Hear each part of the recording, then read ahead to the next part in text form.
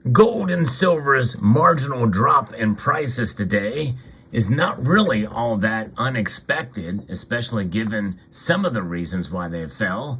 But given what I'm about to tell you, this is a very strange thing for gold and silver.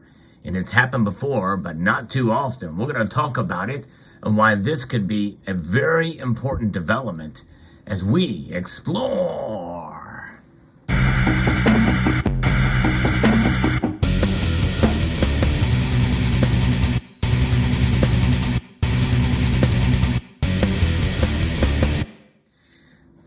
There's a lot of things we can read into in terms of the markets and how precious metals and commodities react. And we're going to be referencing a few different articles here that talk about this. The first one from Kitco talks a little bit about the movement of gold and silver down today. It's due to profit taking, and if you enjoy videos like this where I talk about the markets and precious metals and the fundamentals of them, I hope you will consider pressing that thumbs up button below and sharing this video. By the way, I posted a video very recently that I think you should check out. It's a very good information as to why gold and silver will never die as sound money. Gold prices are sharply lower. A strong profit-taking pressure and week-long liquidation from the futures traders are featured in both metals to start the week. And they've recovered a little bit since then, but they are down. Global stock markets were mostly higher overnight. The U.S. stock indexes are pointed towards higher openings when the New York day session began, and risk appetite is a bit keener to start the trading weeks. People are kind of there and ready for a little bit more risk, and that it provides a negative for safe haven metals. The U.S. and European banking systems appear to have stabilized, at least for now. First Citizens Bank shares has agreed to buy pieces of Silicon Valley Bank, and Deutsche Bank shares are firmer today amid easing fears for the bank's health. And there's been talk about Deutsche Bank for literally years that they were going to collapse. So far, it's not happened. But we know that things are heating up on the geopolitical front as well, as Russia over the weekend threatened to station tactical nuclear weapons in Belarus. And North Korea has test-fired more ballistic missiles, and the U.S. has retaliated with airstrikes in Syria after an Iran-backed drone attack killed a U.S. citizen and injured U.S. military personnel. And it's going to be a busy week for data coming out. We're going to keep track of it and keep up with it. We're going to get some personal consumption and expenditures data that will come on Friday, and we'll see if that gives us a clue as to whether we're headed towards a recession. But we also have, more interesting news, with what's going on with Silicon Valley Bank, with this First Citizen Bank shares acquiring these large portions. So people think that, hey, maybe we're through the worst of it. And you know what? We have to be open to the possibility that we are. And I know they say at least for now. Remember, there's been huge gaps between the 2007 and 2008 crisis, which means why it's, it happened between that time, over the course of time. And things are a little bit different now. Some say the stronger regulations are what's going to save the banking system. But you know what? You can have all the regulations in the world, but when our system is broken, it's due to overprinting of money, and we are at a period of inflation now too, which was not there during the 2007 and 2008 crisis. So, and that's kind of where we are at. And, gold been dropping now just over 1%, right, as I record this video, to $1,957.90. We saw it out of the starting gate pretty much in our Sunday night market watch. For those of you who were here, we witnessed it and saw it. Most of you, we partook in a poll that I had that say that gold and silver, over 60% of you say that it's going to be up by the end of the week. And you know what? It very well could, based off of what I'm going to share with you right now. Because as we did that market watch, we noticed that gold and silver were going down just as the U.S. dollar index was going down. Now, why is that important?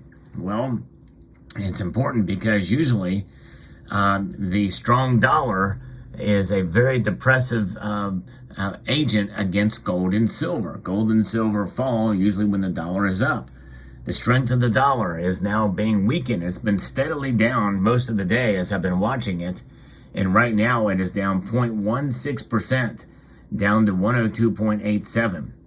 You know, anything above 100 is considered a very strong currency compared to other currencies. That's the U.S. dollar index. And right now it is hurting. And usually the dollar index is what drives the price of gold and silver first and foremost. But instead it is profit taking and bond yields and the like, showing some interesting numbers there. And so when you see that kind of stuff happen, you know, U.S. Treasury yields and lower safe haven demand. And that's what we saw happening today, as well as, you know, profit taking. So they are bucking the trend, and precious metals are suffering because of it. And so as the dollar weakening here through the course of almost a full day now, and maybe even longer, that has so far not reflected in the people moving towards gold and silver. And why is that? Because of risk appetite. And this is according to data here from dailyfx.com. Media reports that U.S. authorities will expand the emergency lending program currently in place to support troubled lenders in need of liquidity to help calm nerves on Wall Street, limiting appetite for defensive positions. So that's another thing here. That is taking a stronger stance. And so far, people are, hey, maybe everything is going to be just fine and dandy. So we can go ahead and buy stocks again or whatever, do what we're going to do and not worry about gold and silver. And forget about the dollar. Hey, it's above 100. So even if it's fallen a little bit, we're okay as traders, and we're not going to put money into gold and silver ETFs. Because that's where it's happening, is it's in the ETF run. That's that's happening here. They're selling off, profit taking, and investing in other aspects. But in my feeling is, you know, you look at where gold is now, these prices are still high.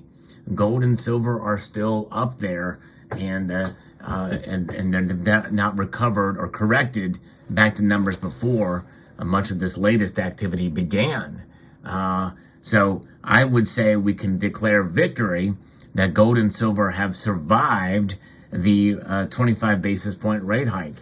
And if we have one more with an indication from the Fed that they are going to pause after that, likely that rate hike is not going to have any effect on gold and silver's price to the downside. It can only go up from here. And so I think we're finding ourselves relatively a new floor here for gold and silver. And even though we may see another day of this with the markets in sort of a depressive mode in terms of gold and silver prices falling a bit, that very well could lend itself to establishing a new resistance point or a new floor. And that new floor for silver very well may be $22.50 or $23. And for gold, it may be $1,925 or $1,950. And we'll see. Because if the dollar continues to weaken amidst this other activity, where the dollar falls and silver and gold fall, folks, there's no question that's a buying opportunity, because it's not going to last long. And the fact that the dollar is kind of, hurting a little bit here today, is an indicator that, we are maybe in a time of transition, and we're going to start to see gold and silver react finally to all of these economic and bad indicators, from geopolitics to inflation data, and especially with what may come by the end of the week. That data could be a game changer for gold and silver, and we may start to see those metals start to move in a positive direction, especially if there's a fear of a recession. It's anybody's guess. We really don't know. We can't tell, at least not right now. And we have to also understand that there's a lot of psychology in the markets at play as well, too. So when you have psychology that comes into play with all of this, all bets are off as to where things are going to go. It's virtually impossible to predict. But hey, we do it anyway, right? And we make predictions anyway for fun. And that's kind of what we do here on the channel. But nothing I say should be taken seriously as far as that is concerned, because no one really knows.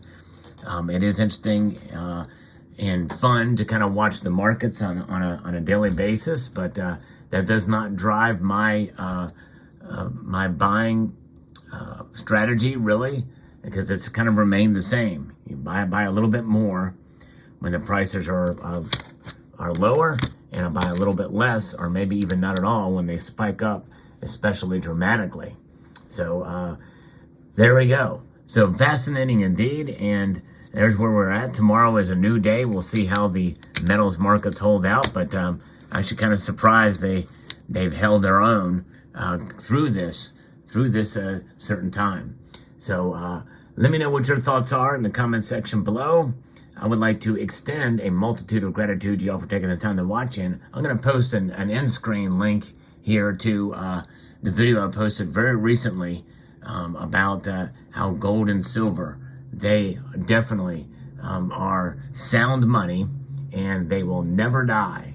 I encourage you to check that video out. So I'd like to extend a multitude of gratitude to you all for taking the time to watch, and to encourage you to please rate, share, comment, and subscribe.